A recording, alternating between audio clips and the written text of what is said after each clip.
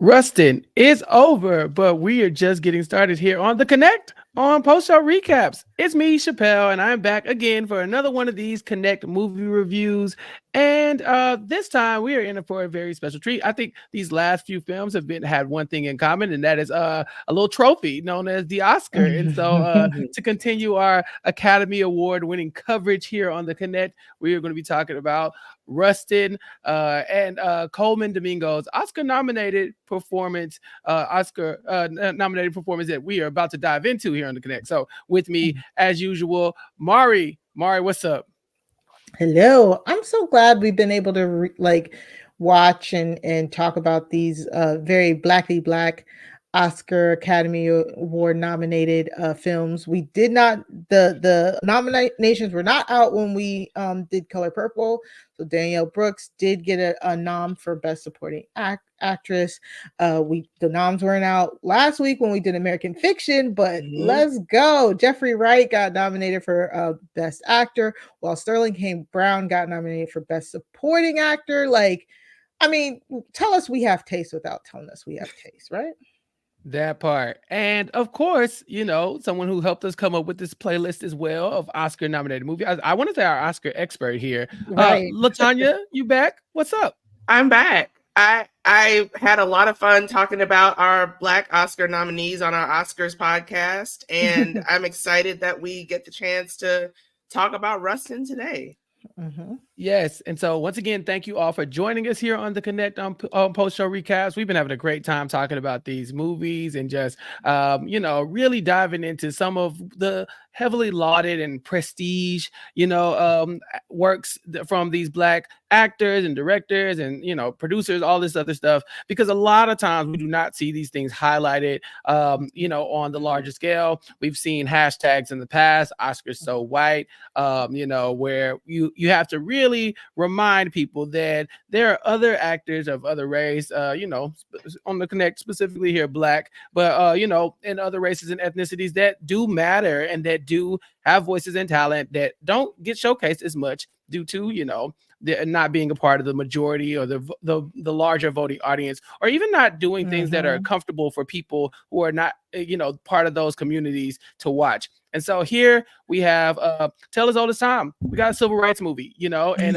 it's kind of back to the well on this one. And so before we get into like the movie review as a whole, Mari, what did you think about the idea that, okay, we got another civil rights movie, it's Oscar nominated. Have we done this too many times before, or is this something we need to keep going back to?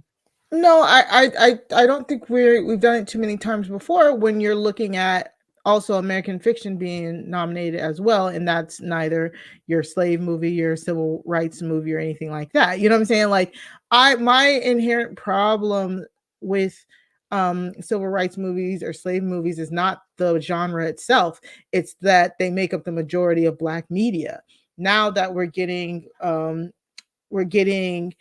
more diverse Black stories, even though we could always use more, but now that we are getting more diverse Black stories, it's okay, it's here for everybody, and it's a purpose to kind of like teach that history so that it doesn't get erased. So I'm cool with it.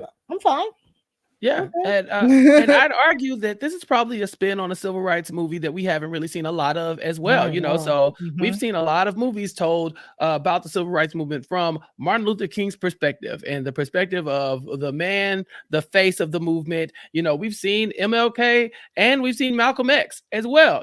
Kind of put hoisted to the front of these stories. But I think that Rustin does a really good job of telling the story of one main character, but also highlighting that there are so many other voices involved in the civil rights movement in a way that we haven't really seen before. LaTonya, what did you think about Rustin as a part of that story and being a new person at the front of this movement as far as the larger media is concerned? I thought that it's really important that this movie got made, just because I think that the larger public may never have heard of Bayard Rustin before. He is one of those names, like when you look at pictures of the March on Washington, you can clearly see him in the photos in the background after, King has given his I Have a Dream speech, or even during, but you may not know who he is or what role that he had, played in actually organizing the March on Washington itself.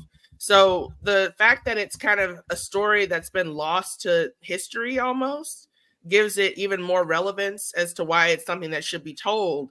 And also, it's a story about a queer Black man who's openly queer during the 40s, 50s, 60s, which is something that you don't hear about very often. And often, those people get pushed to the margins as a result of that. Yeah. Exactly. And I think that is largely why this movie has gotten so much buzz, is that it was a twist on a civil rights story, because it's telling the story of the Black civil rights movement. But as we know, women and queer people have been at, pulling the strings on those movements, and not getting the recognition that they've deserved for so long. And so here in this movie, we do get the story of Byron Rustin, and I'm very proud to say my frat brother, Byron Rustin, member of Omega Psi Phi fraternity. Oh. Yeah, so I was like, okay, and we get the Academy Award nomination for Coleman Domingo, and so I love Coleman Domingo. Talk about him all the time on The Walking Dead. LaTonya, I know you're a big Coleman Domingo fan too. What did you Yeah. think about Coleman Domingo in this role as the titular Byron Rustin? Yeah, I thought that he did a really great job of just kind of like bringing in a sense of humanity to the part. Coleman Domingo, as I've said before, is like one of our generation's great actors. Like he's soon gonna be playing Michael Jackson's father. Like he played Mr. He's gonna play every single terrible father that has ever existed in the Black canon, and I'm fine with it. I think that in this performance there was just so much heart there. There's a lot of range. Like when people talk about Academy Award nominated performances, he is like playing the lute at some point during this. He's like singing. He's he's acting his ass off, and it's not like he's getting an award for the most acting either, which is something that, especially in biopics, can happen.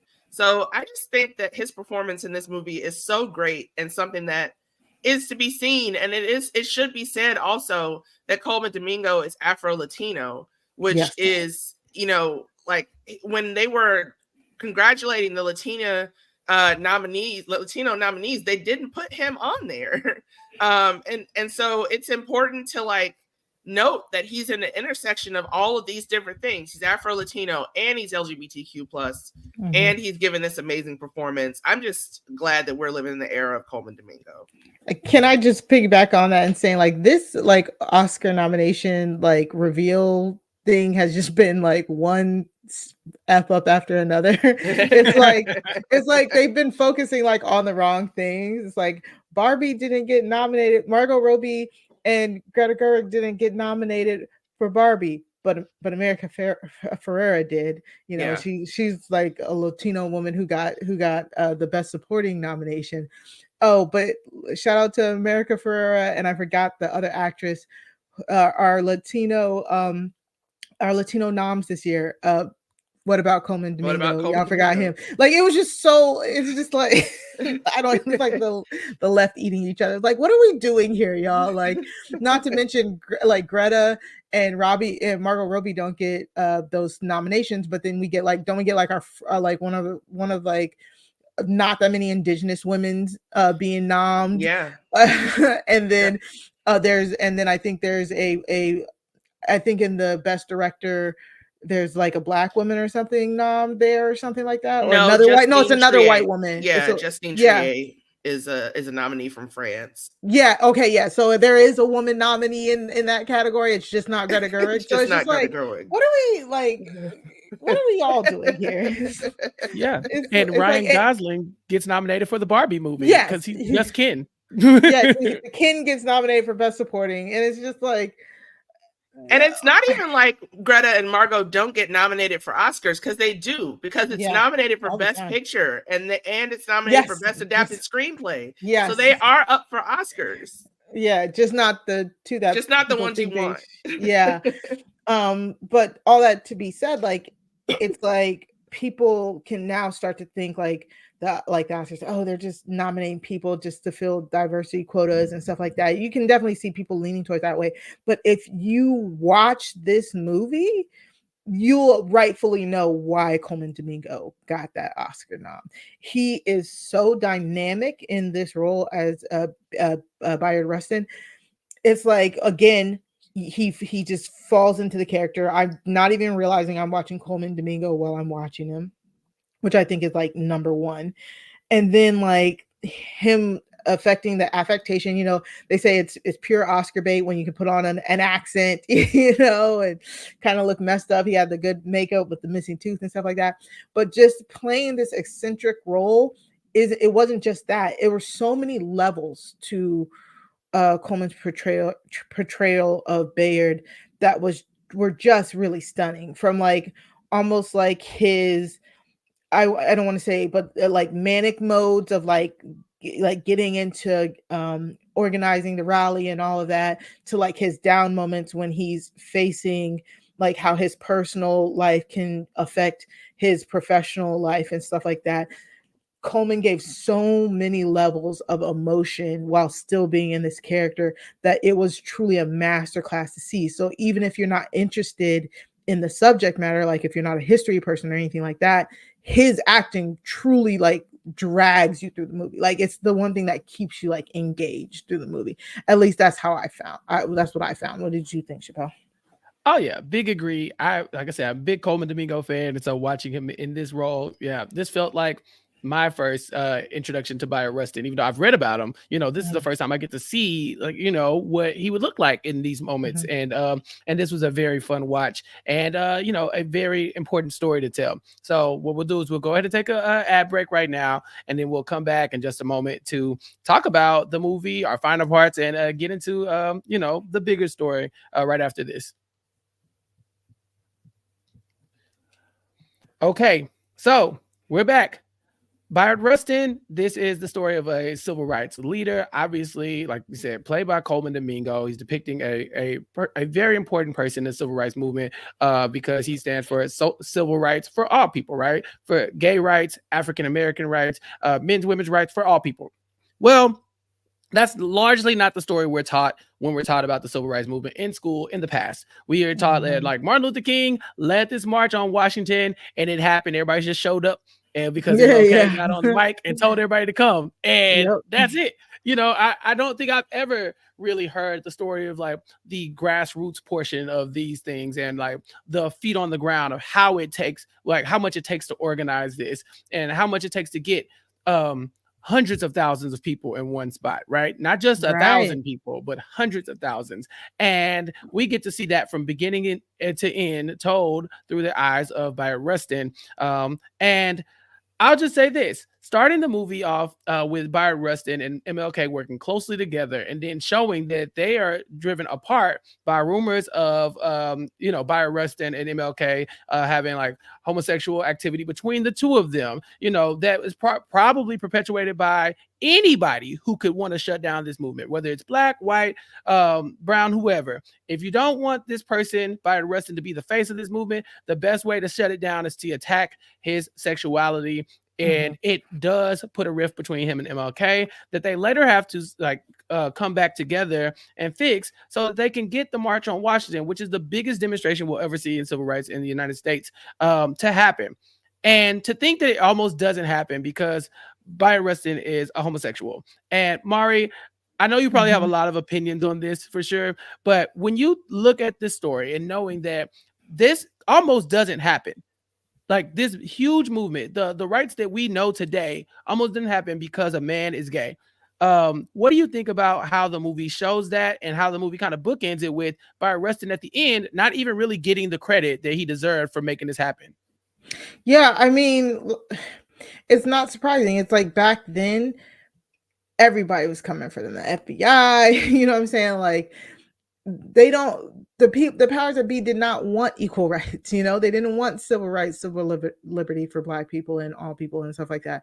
So they see it as a quick out. Like this is stuff that they're still doing to this day. They're trying to divide these communities. They're trying to divide the LGBTQ queer community from the Black community as if there are not people who overlap in both of those communities. You know what I'm saying? It's a tale as old as time. You divide and you conquer. You know what I'm saying? So seeing Rustin, like truly being the boots on the ground and truly like being the person that gets MLK on the stage, but the fact that they can use this one thing against him, which is his homosexuality, which at the time was not like permitted or legal or seen as morally right, is it's not surprising to me. It's like the same playbook. We're seeing the same playbook over and over and over again. It's like you divide the minorities so that they can't speak up against the majorities who are the actual oppressors. So I really liked that we do get that they stick beside him eventually. We find out that they stick beside him and he's able to continue his work when it could have been so easily they just toss him aside. Yeah, and throughout we see that weaponized against him several other times throughout the film. Basically, Several times. anytime there's some momentum, they try to throw something at these civil rights leaders, and we see that in the stories of Malcolm X and Martin Luther King as well, where it's like, Mhm. oh, we have to diminish their actions and their civil rights leadership by like being like, oh, he got a white girlfriend on the side, or like, oh, did you Mhm. hear about this? Did you hear about that? And they come out the gate swinging with, oh yeah, MLK and by Rustin. Isn't it crazy that this reverend is so good friends with this gay man? What could be going on there?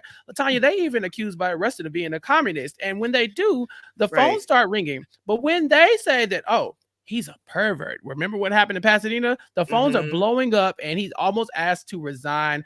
I'm sure you have a lot to say about that. When it comes to Bayard Rustin and Coleman Domingo, I guess specifically. What did you Yeah. think about those moments where he was faced with, I have a very important thing to say and I know I'm right, but we have these external factors that are not just allowing me to not only be myself, but also to get us to the greater good?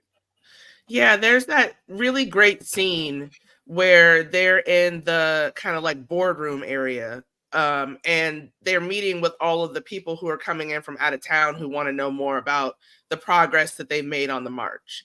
And uh, that is when Jeffrey Wright's character Look at wants him Adam Clayton popping up again. Powell. Yeah. Look at him. He's in this movie too. Yep. Where he wants to expose what happened in Pasadena. And instead, Rustin tries to get them to focus on, like, we have this many buses, we have this many people cooking, we have this many like toilets, et cetera, et cetera. Like, look at all the work that we managed to do in like 6 or 7 weeks to make Mhm. this happen. Like, it's not that he's deflecting, it's that he's trying to change the focus from himself to the movement as a whole. And that is something that takes just a tremendous amount of like inner strength. You can tell that like he is petrified of these stories getting out about him. Like, I think Coleman Domingo does a great job of playing that fear that you would have of being exposed at a time like that, of having like the worst things, quote unquote, worst things about you aired out in public in front Right. of people that you care about and that you trust, that are Right. your colleagues. Like, this is work, right? Like, Yeah. so it is just almost gut wrenching to see his portrayal as he deals with all of these different issues that are trying to detract from what he's the great work that he's doing for the civil rights movement. And that it's Yeah. coming, like the Mhm. call is coming from inside the house is what makes it terrible. Yeah, and we will get to that for sure because I got a lot of questions for the NAACP at this point. But yeah, it's so crazy because of course, obviously, he doesn't want his character defamed for being himself, right? For doing things that is natural to him. He says, I was born black and I was born homosexual at the same exact time, Right. So it's not like I changed up or something happened and made me act like this and I was acting out. This is just him, trying to find love and affection in the places that he can find it, and he's being like basically painted as a criminal. I mean, they literally Yeah, said persecuted. Yeah. guilty, Mhm. persecuted, yeah, of being a homosexual. And to have all of that, just trying to protect your character, but then also knowing that that part of you could derail this entire movement. Like you could Mhm. come back to work tomorrow and they say you are no longer involved. We're not doing 100,000 people. We're actually doing 10,000 people. It's going to be a picnic. There are not going to be any tents. There's not going to be any Mhm. water. They're not going to, and knowing again that this might be coming from the FBI, but it also could be coming from the NAACP. It could be coming from Martin Luther King. You don't know who it's coming from. You don't really know who to trust except for your closest inner circle of people. And even they might throw you under the bus if it means keeping the meeting going. Mhm. That scene with Jeffrey Wright was incredible because I was just talking about how much I love Jeffrey Wright last time we talked, y'all. Yeah, I I don't know know. how I feel about Jeffrey Wright anymore. Keep Tanya, this that. your guy, defend him.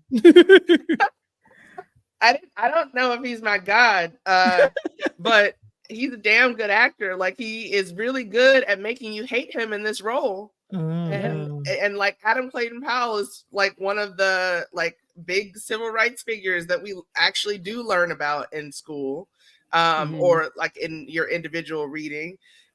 He's one of the bigger names, is what I'm trying to say. Mhm. So to know that he was doing all this, or at least like the movie is portraying that he was doing all this, I Jeffrey Wright, we need to have a discussion, I think. Yeah. Yeah. Like I applaud you for playing this role so well, but I hate it when you play people that I don't like. I don't. It doesn't sit right with me. Yeah. Yeah, that part. Go ahead, Mari. And it also felt like the old guard versus the new guard. It's like, and I'm pretty sure we could all like relate to that. It was like Powell wanted to he wanted to be in the spotlight. He wanted to push this, and the fact that he like constantly is the thorn in Bayard's side. eh, and talk about other people throwing Bayard's sexuality up. Powell says that every chance we get, the first time we meet him, he's calling him a queen. Like, Yeah. Powell is very power hungry. It feels like, for somebody who is a representative in Congress and stuff like that. And this character is like, are you the villain? Like, you're kind of the villain here, but no, no, no, you're not, because the white man is the villain. The FBI, they're Right. the real They're the villain. Like, villain. so I did like him. And then at the end, kind of like him trying to eat crow to like, please let me speak at the March on Washington. But they're trying to figure out, they don't want it to be political. They want it to be a peace rally. So I don't even know. Was it clear? Did he get to speak at all? Do we know?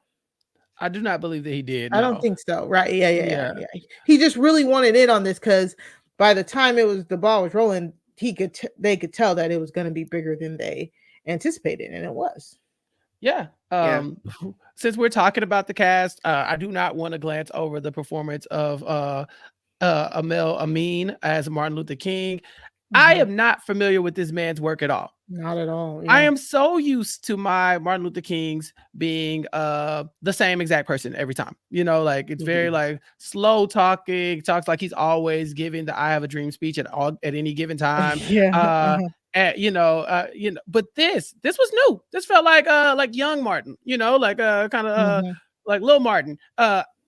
I am not familiar with Amel Amin, but Mari, have you ever seen him in any other works? Because I've seen some of these things, but none of Oh, them I'm made me stand looking. out and say, "This Yeah. might be my new Yeah. Martin Luther King."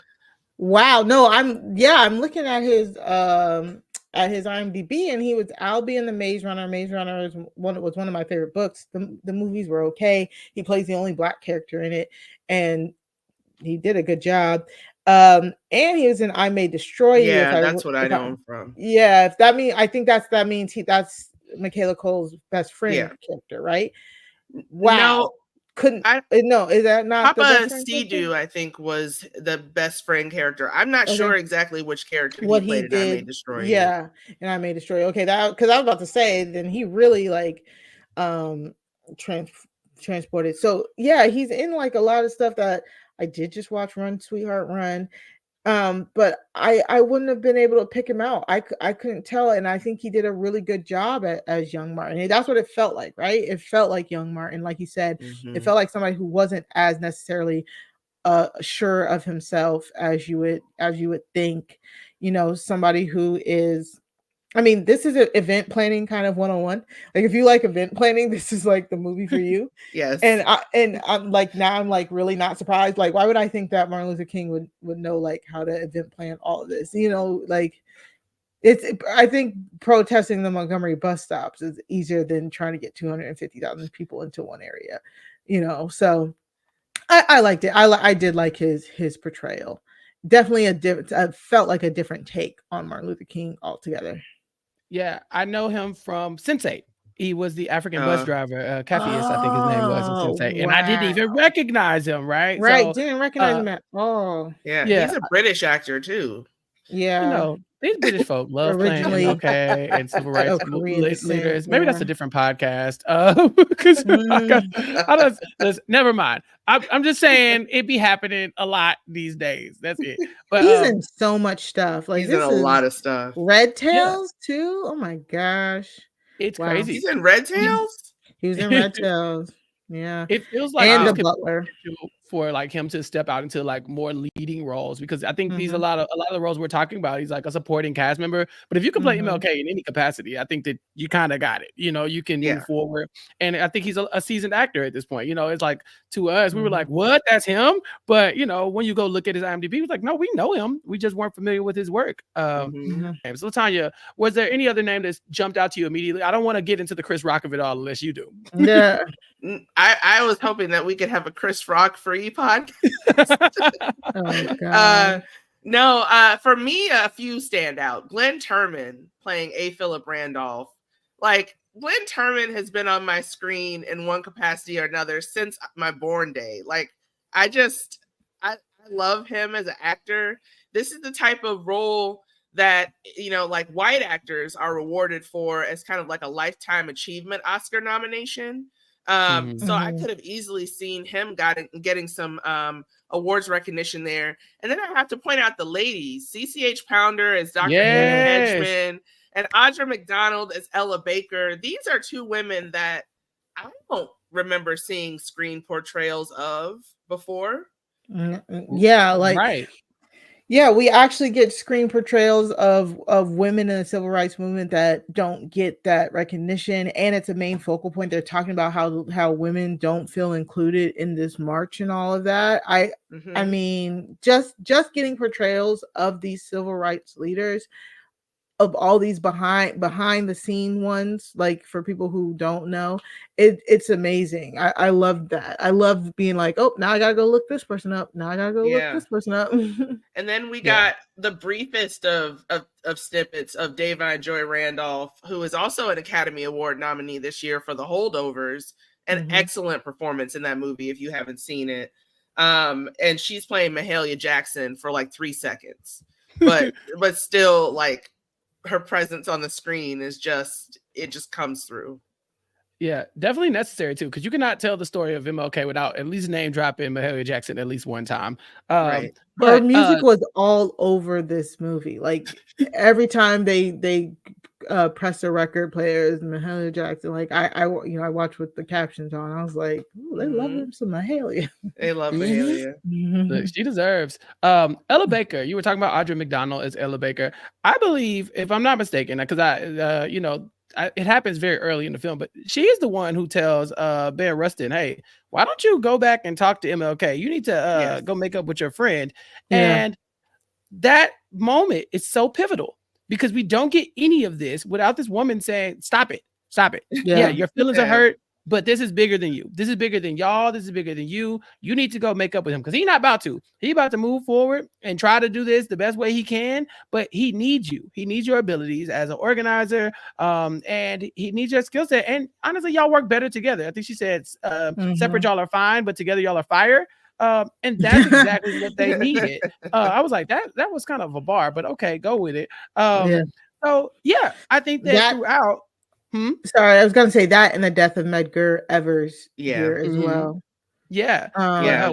when it comes to Ella Baker and when it comes to the portrayal of Dr. Anna Hedgeman from CCH Powder, that those are the moments, right, that are understated, right? The moments where a woman is saying, "Go do the thing, go do this thing, and then it'll happen," and then the men go and they do it, and then the men get all the glory and the praise for it, Yeah. because Mhm. throughout, and I really want to talk about CCH Powder because I mean, it's like I've known this woman, She's like so you said, good. my I Oh whole know. my life. gosh. The first Mhm. time I laid eyes on the television screen, I feel like Yeah. I've known her, and I was so excited to see her in this role. But throughout, she's beating the drum. It was just like, we have to give women a voice in this. It's not the movement if women aren't going to be seen. What's the what's the importance of being seen and not heard? Why would you want that if we're being so intricate and integral inside of creating this whole movement? And I just thought that was so cool that you could use this story of by Rustin to show that, there were other aspects of the civil rights movement other than just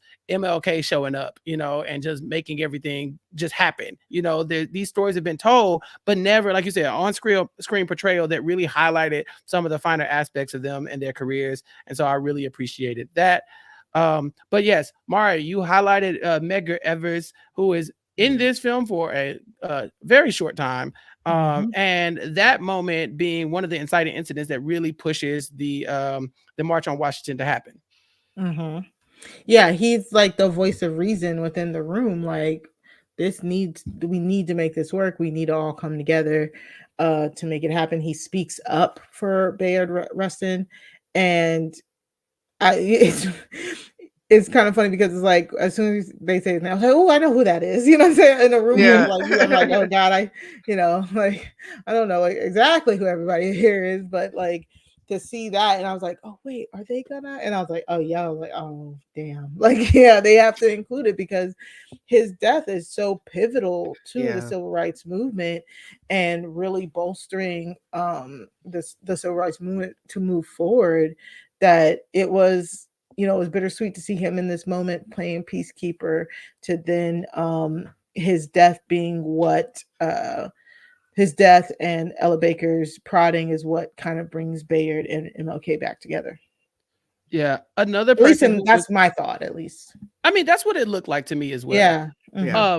Another portrayal in this movie that I was very happy to see. I got very excited when they was like all in the room, because like you said, until they tell you who these people are, like these are actors, so we don't necessarily see the face of who we're talking about.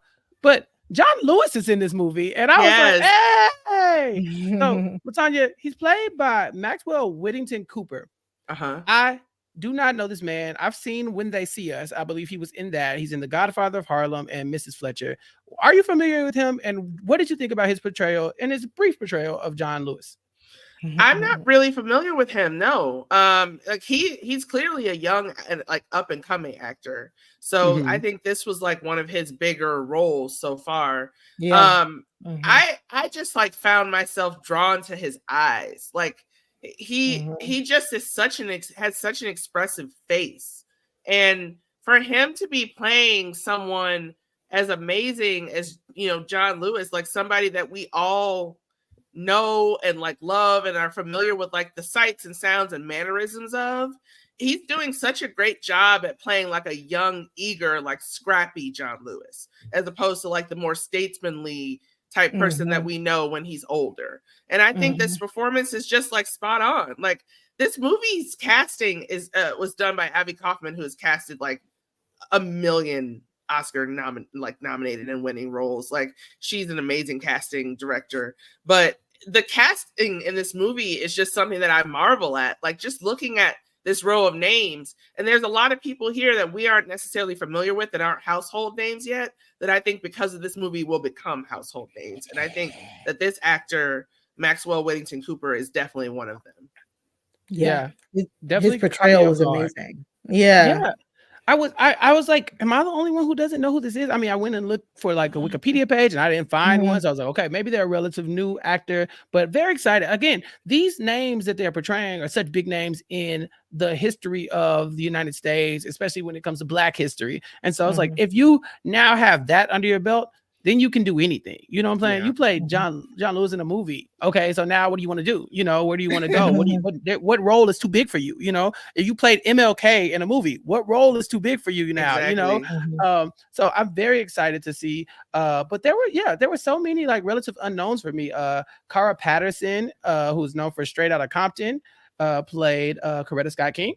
Who knew? I had no clue. I was like, okay, and so now I'm thinking, okay, now I gotta really dive deep. But I do think that the Connect on post-show recaps, this is what we do. We are supposed to go and find these people and talk about how great they did, because a lot of ways they'll be overlooked. Coleman Domingo is a megastar, always has been in my eyes, and is finally getting his just due. But look how long it took. And so these people are kind of in their like early stages, if not early stages of getting recognition. And so we might have years and years to come to talk about the performances from these actors. So we might be at the ground floor of some of the biggest careers of our lifetime. We just don't know yet. But with that, let's take another break. And then after that, we'll come back and talk about a little bit, few more of the plot points, and then wrap everything up on this recap right after this. Okay.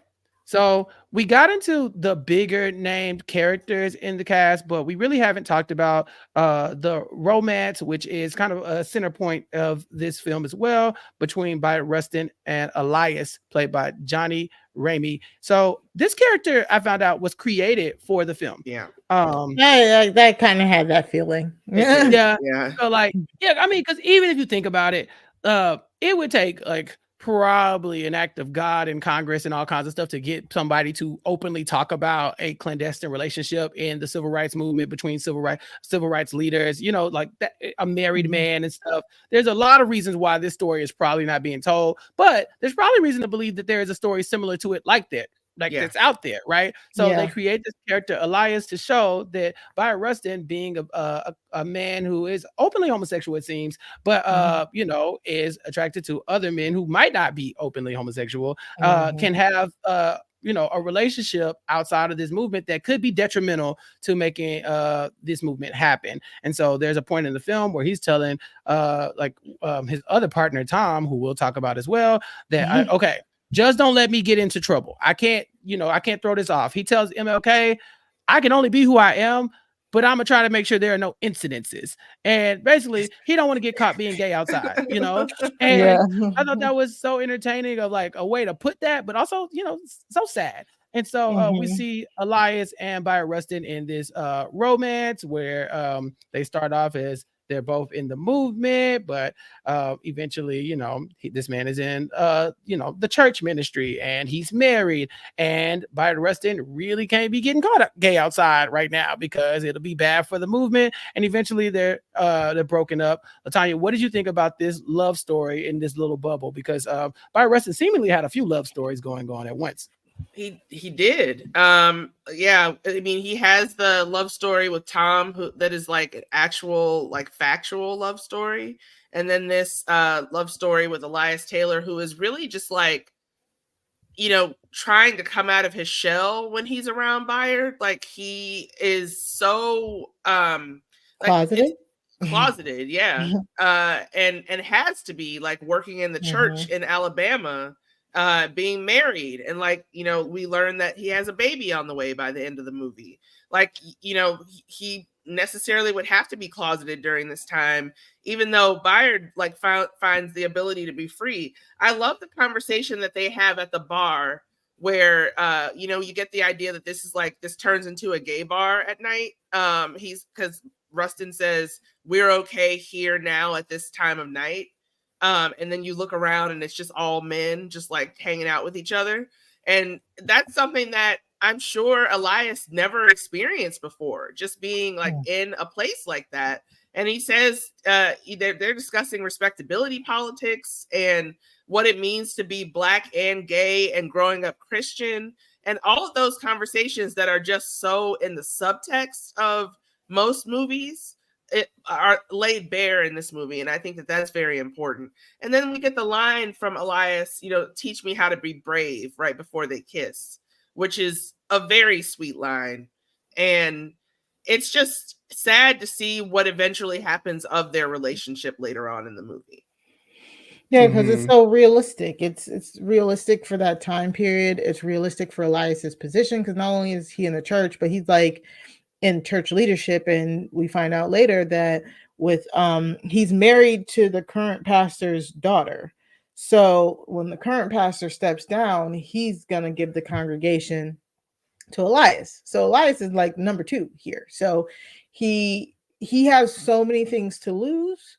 And unfortunately, this was their reality for, I'm pretty sure, a lot of gay men during that time, Black gay men, Christian gay men during that time. So I like them. I like it for its authenticity, but you could definitely tell that this was like something they threw in to maybe give a little bit more of a dynamic character to Bayard, but to also again flesh out how the times are going. So I'm not mad at it.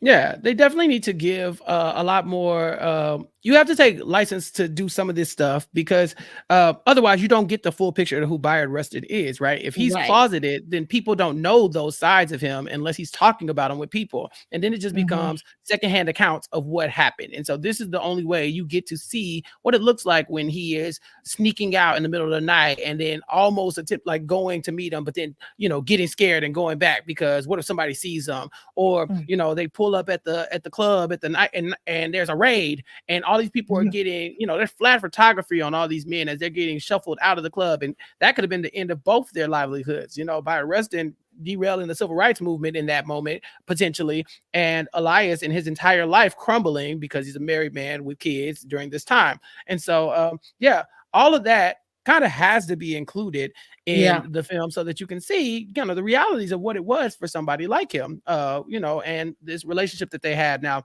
Elias was portrayed by Johnny Ramey, who, again, for me, relative unknown. I see that he's been in several Broadway and major regional productions. Oh, nice. But again, if you are basically playing the other leading man to Bayard Rustin, right? Like Bayard Rustin's like love interest in this movie, I feel like the sky is the limit. This is Coleman Domingo playing off of you as an Oscar nominated actor. Now, when you go apply and you go and audition for your next film, you got something to put on your plate. On your, they say like, bam, look what I did. And so Yep. I'm thinking that there's probably good things and big things to come for him as well. LaTonya, you mentioned Tom. Now, you said Tom is actual portrayal of somebody that was a real life love interest for Bayard Rustin. You're on mute. Oh, you're muted. Of course, I'm muted. Mhm.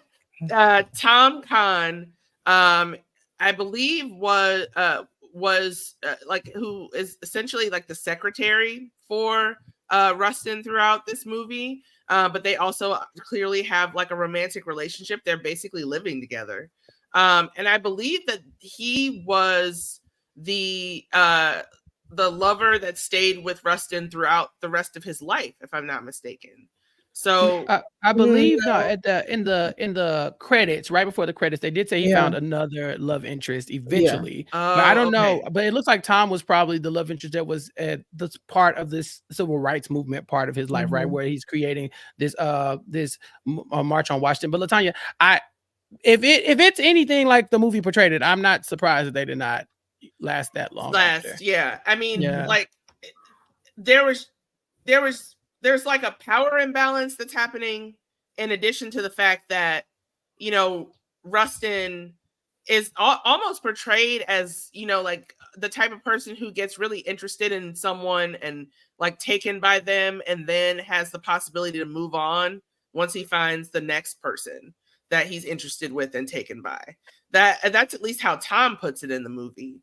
So with all of the combination of the power imbalance, the trying to make it together through the civil rights movement, like being a white man with a black man, like all of those are reasons why their relationship would not necessarily have lasted. And there are a million more. Yeah, Mhm. speaking of power dynamics, LaTonya, if you think about it, isn't it weird to be like Tom is the minority in this film Yeah, and in this Mhm. circle to where if there's a power dynamic, it's not because Tom is a white man and he has more power over Bayard Rustin. It's actually the other way around. He's it's flipped. yeah, he's essentially his white paramour, and so Yeah, he's just like he drags him around to these functions and Tom is very active. He went to Howard. Shout out to Mari, Shout out to my yeah, yeah, he went to Howard, but my apparently in alma his life, mater. uh-huh. yeah, apparently in his life, his family was not okay with him being gay and having a black man at their table, a black teenager at their lunch Right. table. I mean, it's at their dinner table, and so he left. And he's seemingly been active in the civil rights movement ever since. And yeah, I thought Tom was very interested because he does feel like the story that we're told about a lot of civil rights leaders is that they did have white counterparts that were actively doing the work for them, for better or for worse. So Tom, like, Work with them. yeah, Mhm. work with With them. Yeah, Mhm. yeah. cat's pawing them sometimes, because in this film, it is very much portrayed as, hey, Tom, you're gonna be my assistant. Also, I'm about to be out here doing dirt. And Tom is in the sidelines. Hey, I was waiting on Tom to do something dirty. I was waiting on Tom to be like jealous and try to, derail something. And he did it. He stayed true to the cause, and true to Bayard Rustin. And so I thought, for me, this was a very interesting layer of the film. Mari, what did you think about Tom as a former, like a fellow Howard alumni? Yeah, Tom was there to give just enough nuance, but not be the focal point. And that's honestly what I really appreciated and really took away from the film. It's because it can get to a point where some of these films can, like, they have their protagonist be like through the eyes of a white person type thing. I'm trying to think of the name of that film that came out like after Selma a minute ago, but yeah, we get a lot of white savior movies, where exactly. Where the guy shows up at the end of the Black Panther in the spaceship and starts shooting everybody, like, oh yeah, thanks. Yeah, exactly. We didn't necessarily get a lot of Tom's point of view outside of Bayard, and so I'm fine with that. Like, I'm completely fine with that. I felt like he played his part correctly. I felt like I completely understood what he meant to the movement and what the movement meant to him. You know what I'm saying? Like, he was above the pettiness. He really wanted this thing to succeed. So I did appreciate that aspect and what he contributed to the movie. Yeah, and this is Gus Halper, who I don't know this man. Are y'all familiar with Gus and his work? No. So. Yeah, it's I think this movie, for it to be an Oscar-nominated film and specifically a Netflix film, is really doing like a good job in like highlighting some people that we might not have seen before and that we probably need to get into. Again, Gus Halper, no Wikipedia page, so I think a relative new. And a lot of these people are like Broadway actors as well, like which is really interesting, which is amazing. The woman who played Elias's wife, Adrienne Warren, is a Tony Award-winning performer. Wow. It's like really great to see that, and this is like how the British have been doing it since time immemorial, right? Like, it doesn't matter what your medium is, you're an actor. And so, seeing all of these great Broadway people start to infiltrate their way into Hollywood is really great. Like, I think for us, for the moviegoers, and for the viewers.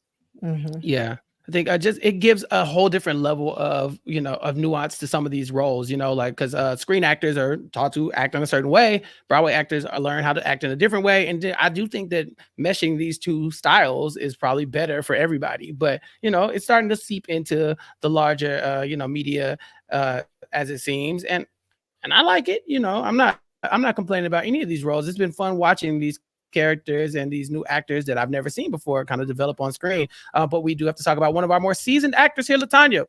Yeah, we put it off as long as we could. We have, in control of the NAACP here, Roy Wilkins, portrayed by your fave, Chris Rock. Now, LaTonya, I'm gonna just let you have the floor. Tell us about your fave. Tell us about your guy, because I know you're an OG Chris Rock fan.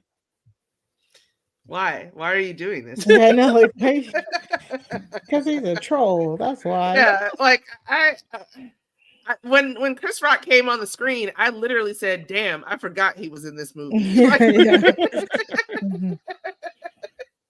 I mean, he's playing a troll, like Mari said. She was talking about me. No, yeah, I was talking about him. Well, he's also playing a troll. Like, he's maybe been typecast. I couldn't speak to that. I did not cast him.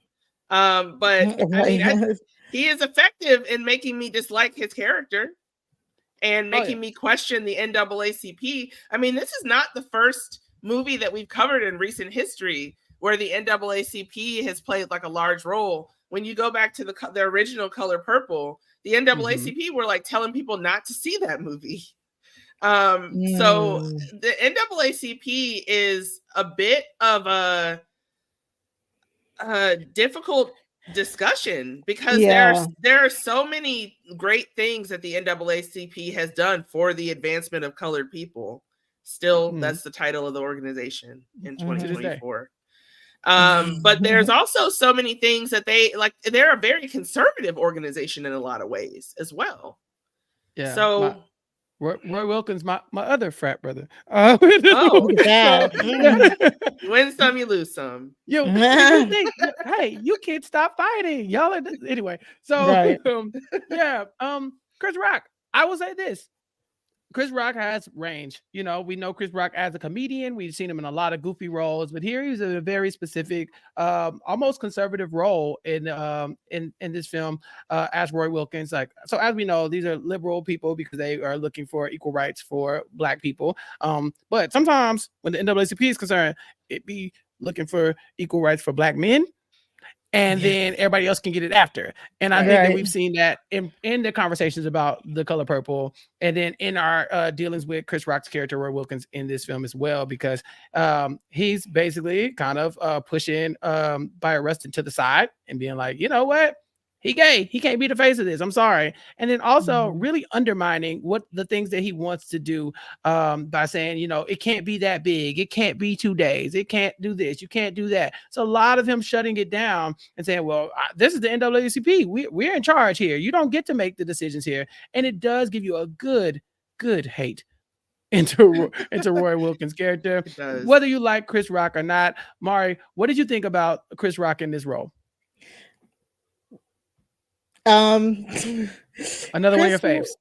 Yeah, like to be completely honest, he sounded like Chris Rock. Like it's Chris Rock with a bad wig on. So to me, it was just like, okay, like, you know what I'm saying? Like I Chris Rock is not the best dramatic TV actor to me. Like he's just not. I think the closest he got was Spiral, and that's saying something because that was an awful movie. But at least I thought he had a decent acting job there.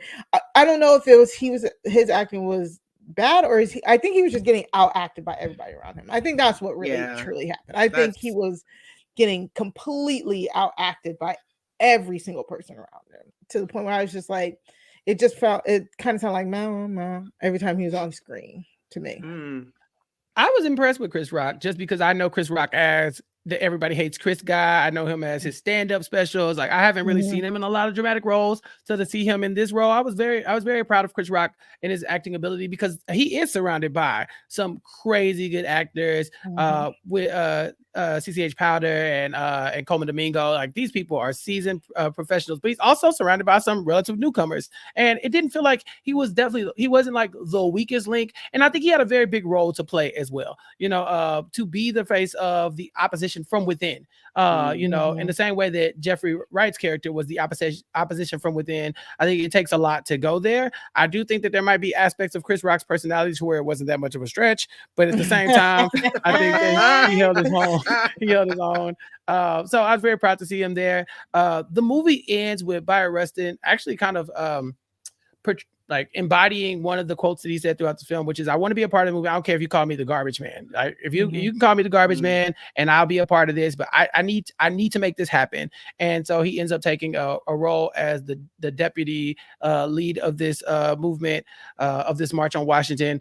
And then later on, by the time it's all said and done, when it's time for them to go into the room and everybody is going to talk about how great everyone is, he's the one who's still picking up trash with the rest of the grassroots people and the organizers and the people on the floor of this whole movement. And it probably says a lot, right? Because again, all of this work to get very minimal credit, largely due to his sexuality and who he is as a person, and not what his character is, you know, throughout the film, and the amount of the hard work that he did. And so at the end of this, I felt like it was a story of triumph, because we know where this leads, but also a very sad story to me, because he doesn't get the credit that he's due. And then we know that the civil rights movement does not end at that point for Black people or for gay people.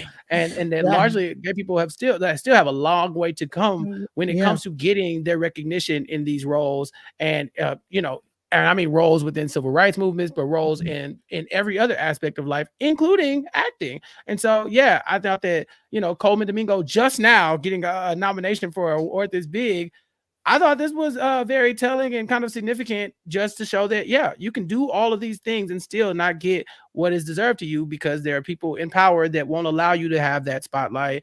LaTonya, I saw you make a reaction to that. You, as our Oscar guru here, I do want to just give you a chance to talk about, some of the underrepresented like populations, and the conversation that Mari was talking about earlier, where people are missing the intersection of these people and not really highlighting that we are more than just our color, the color of our skin, but we all have to deal with all portions of us when highlighting these award winners and when giving people their time to shine. Yeah, I mean, the Oscars are nothing if not a flawed organization. They are a Mojo Dojo Casa house. So, like, I was shocked when I saw these nominations. Honestly, when I saw nominations for American Fiction, I was like, "Really? Right. Okay. Sure." The bar is so low for them. When I saw that Colman Domingo got nominated, I was like, "Great! It's about time." But also, oh, whoa! Like, congratulations to the Obamas, because this is their production company, Higher Ground. And you know that they've been doing a lot of lobbying behind the scenes in order to make something like that happen. I mean, we talk about like Oscar snubs. I know that a lot of people were expecting Lenny Kravitz to get a nomination for the song for best song. After I heard the song, I no longer expected that. I was like, oh, okay. I was today years old when I thought somebody was trying to nominate that for an Oscar, but okay. I was like, what? It was definitely submitted. It was up for like Oscar consideration. Interesting. You go, Liddy. Yeah. So I wouldn't call it a snub. I would just call it something that didn't happen. But yeah, in the larger context of the Oscars, I mean, it's difficult to say that like this is the most diverse like pool ever when there's never been diversity amongst the people that are the nominating committee for the Academy Awards, the higher ups in the Academy Awards. A large member of the Academy Award body is white cis males. Yeah. So, I mean, a lot of times people listen to their kids. Like that's when their own like kids come in and tell them things and start lobbying. A lot of times it has to come from the production companies themselves. So the people behind Rustin, the people behind American Fiction, had to have done some really impressive lobbying in order for them to get these Academy Award nominations. Now, will they win? I really don't think so.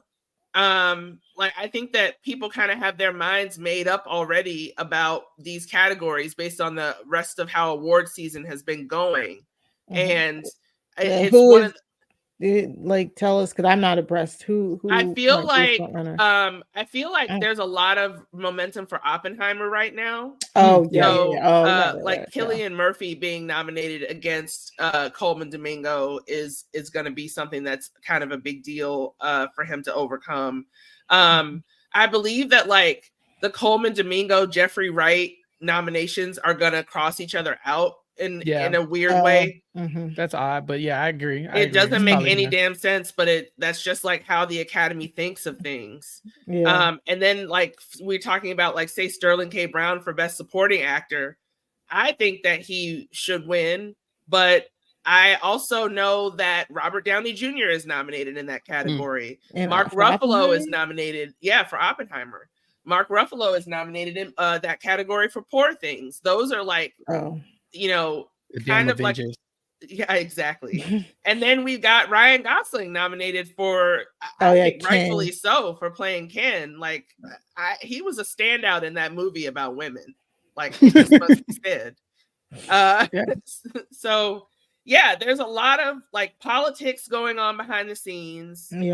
There's a lot of performances that we think should be nominated, like why not Tiana Taylor for 1001?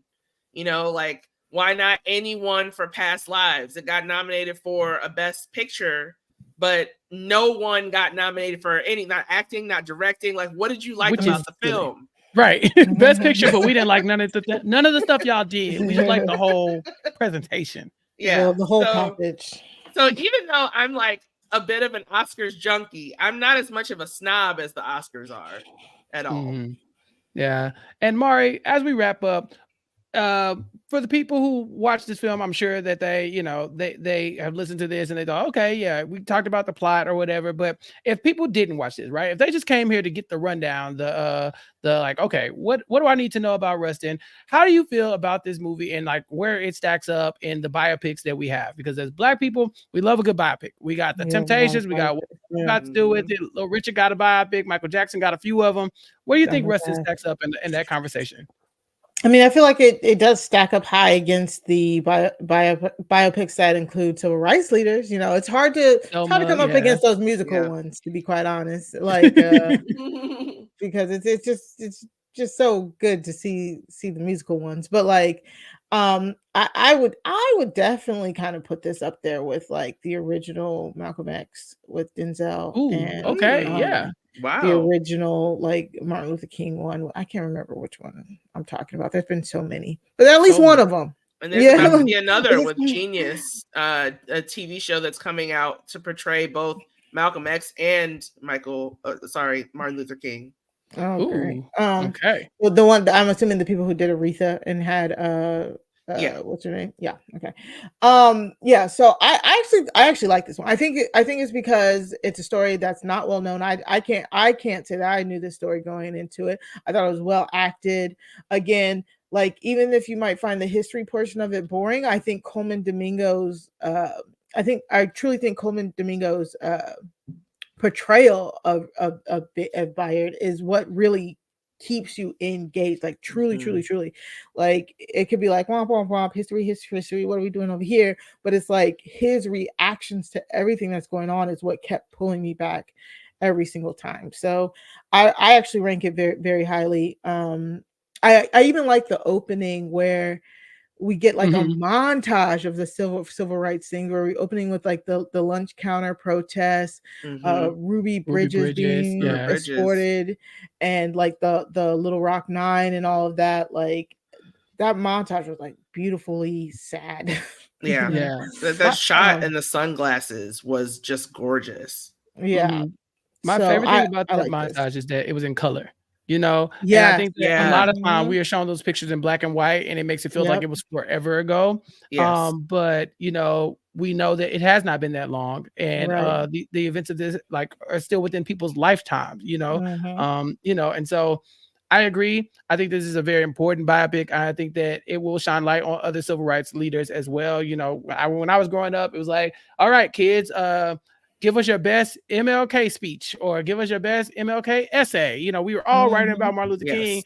And then like, oh yeah, you get a few like people like Stray, and you go, oh yeah, I'm gonna write about Harriet Tubman. I It's like, oh okay, cool. I was like, I won a like $50 college like savings bond, like the bond for Uh-huh. yeah. doing Martin Luther King like in cutout like paper as like Yeah. a kid. I was like maybe all of 8, and that it Mhm. looked like Mr. Potato Head. It truly it truly did. I won 3rd place, which meant I got a $50 Good for savings bond, you. and that sat in my account for college and all of that and garnered money. Um, like it's just so limited, like how many Mhm. civil rights leaders were like kids are actually taught, and even more now today's date, like they're trying to restrict it even more when we're already down to the bare bones of MLK and Malcolm X if you're lucky, Rosa Parks if you're lucky. You know what I'm saying? Like these are important. It is truly important. So you should always go watch it. Also, random side note, it took me until maybe a decade a decade ago to realize like I lived in DC as a child and my dad attended the Million Man March. It took me forever Really? to realize, Really? yeah, that it was different from the March on Washington. You're like, and I'm They in were they were DC. both technically marches on Washington. That's Yes. that's smart. I have Yeah. so many questions about the Million Man March, but that is a conversation for another time. Thank you Mhm. all for listening and joining us here as we wrap up yet another Academy Award nominated film, and that centers a Black character and a Black actor. And so this has been fun. LaTonya, Can you tell everybody where they can find you, what you've been up to, what's going on? Tell us what's been going down. And shout out to the new hair, though. Shout out to the new hair. Oh, Oh, yeah. thank you, Yeah. Chappelle. It just filled my cold heart. Uh, if you want to hear more of my prognosticating about the Oscars, you can do so by listening to the podcast that me, Grace, and Ariel put out about the Oscar nominations. It was funny because the Oscar nominations are funny in a lot of ways. And then you can catch me on Versus with Mike Bloom talking about seasons 1 of Fargo. Season 1 of True Detective and season 4, the current True Detective Night Country. I have seen tonight's episode already, and the end is amazing. I can't wait for people to see it.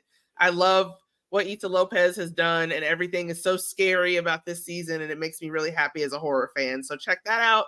You can follow me on Twitter at LK Starks for more.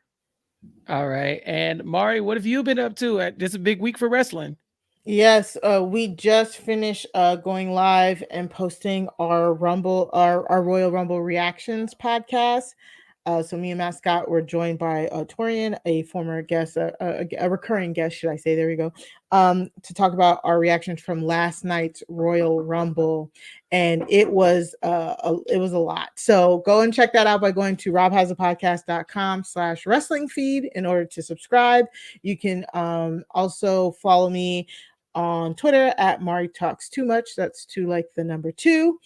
And also every Tuesday, me and Sarah Carradine bring True Crime Tuesdays to RJP on the Crime Scene podcast. So you can go to robhasawebsite.com/crime feed in order to subscribe to us there. We are on a break this week.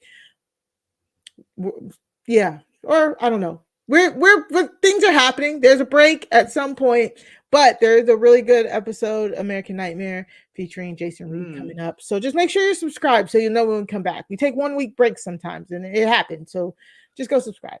That's it. No, you work so hard over on Crime, so you definitely deserve a break whenever you can get one. And of course, you can follow me on Twitter at Chappelle's_show to keep up with all the things that I am doing, including Rob and I just wrapped up coverage of The Trust on Netflix, where we interviewed Mama J, one of the standout characters from that cast. So if you were a fan of The Trust or if you're getting into it, check out that interview. It was a good time. Also on suitspodcast.com, Rob and I are still covering Pearson, the Suits spinoff. And so you can check us out on suitspodcast.com, subscribe wherever you get your podcast to suit yourself, to get all of Rob and I's coverage of Suits and now Pearson and more. You can join our Facebook community too, suitspodcast.com/Facebook. And then also, speaking of Rob, he and I are working on something special for the Rob Has a Podcast network coming very, very soon in February. And so keep up with me on Twitter at Chappelle's_show. Follow at Rob Has a Podcast, and look for more details about what's coming up next for me. But for LaTonya at LK Starks, Mari at Mari Talks Too Much, and me, Chappelle, at Chappelle's_show. We will talk to you all next time.